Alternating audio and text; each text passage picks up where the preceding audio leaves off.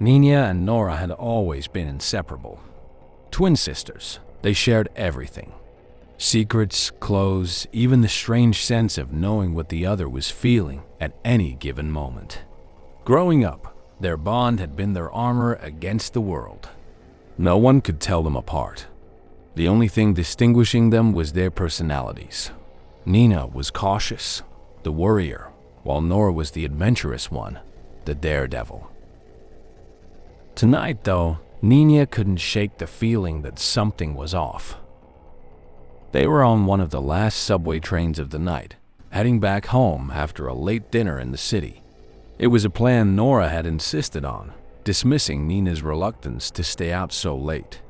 The subway car was nearly empty, save for a few weary passengers scattered along the rows of worn seats. The fluorescent lights overhead flickered occasionally, casting long shadows that stretched across the floor, adding to Nina's growing unease. Nina glanced at her sister, who was casually scrolling through her phone, her foot tapping to the silent beat of a song only she could hear. "I hate being on the subway this late," Nina muttered under her breath. Nora rolled her eyes, not looking up from her phone. "God, Nina, you say that every time. It's not like something's going to jump out at us. We're just on a train. People take the subway all the time." "I know, but it feels different tonight. Don't you feel it?" Nina's eyes scanned the car, lingering on the flickering lights and the seemingly endless tunnel that stretched behind them. Her chest tightened. She couldn't put her finger on it, but the atmosphere felt oppressive, like the walls were closing in. Nora shrugged, looking bored. "You're paranoid." The train slowed to a stop with a loud screech. The door slid open with a hiss, revealing an empty, dimly lit platform. No one got on or off.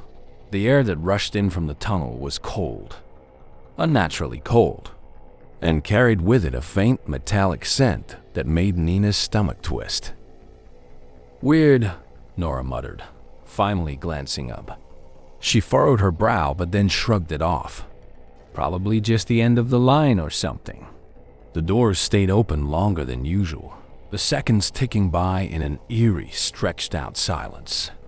Nina felt a chill creep up her spine as she stared into the yawning blackness of the tunnel beyond. She looked at her phone. No signal. It was just past midnight. "Why are we stopped for so long?" Nina asked, her voice barely above a whisper.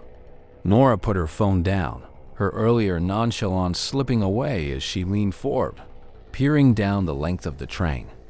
"I don't know," she admitted. "Maybe we're waiting for another train to pass?" Suddenly, the lights overhead flickered, plunging the car into brief darkness before flickering back on. But something had changed. The few passengers who had been in the car with them moments before were gone. Nina's heart pounded in her chest as she sat bolt upright. Where did everyone go? Nora stood up, looking around, her previous calm giving way to confusion. They were just here. The empty seats felt wrong, like the car had somehow emptied without them noticing.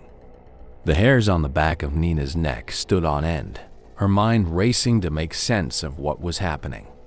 Panic surged inside her, clawing at her throat. The train jolted forward suddenly, speeding up with a loud metallic groan.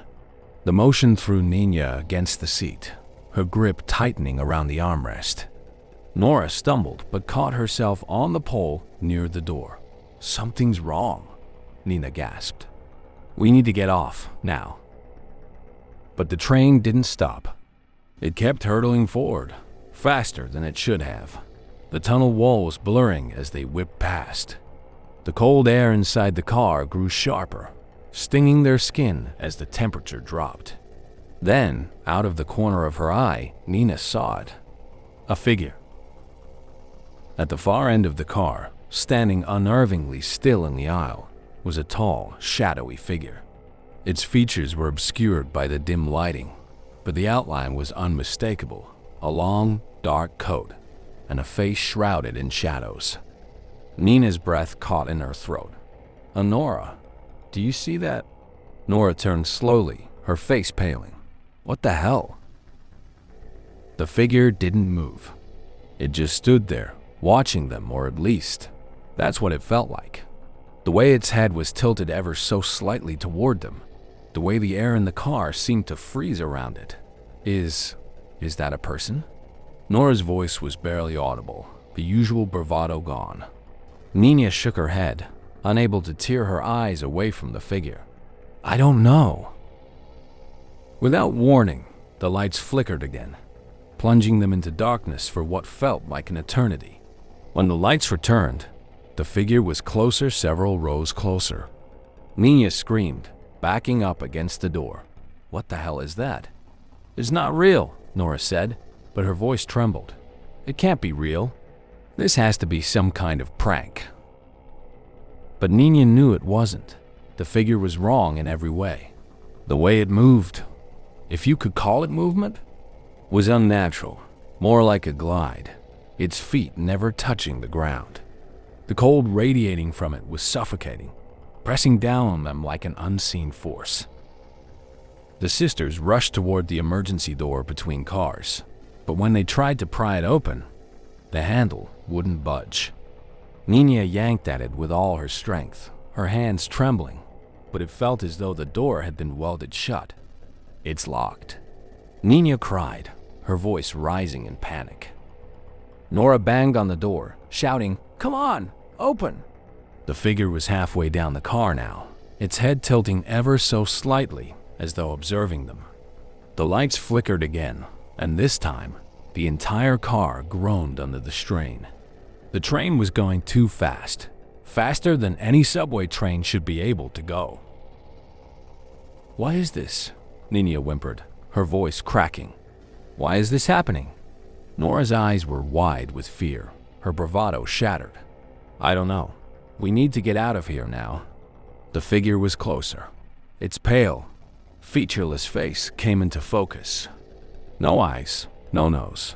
Just a smooth expanse of skin with a mouth that stretched too wide, revealing sharp, jagged teeth. It was grinning at them. The cold intensified as the figure's hand, long and thin with fingers that seemed to stretch, unnaturally reached out toward them. The train screeched again, louder this time, as if the very tracks were crying out in agony. Nina's breath came in ragged gasps, her mind racing with panic. Nora, we need to do something. Nora grabbed her sister's hand, her voice shaking. We'll run. When the next stop comes, we run. But the train showed no signs of stopping.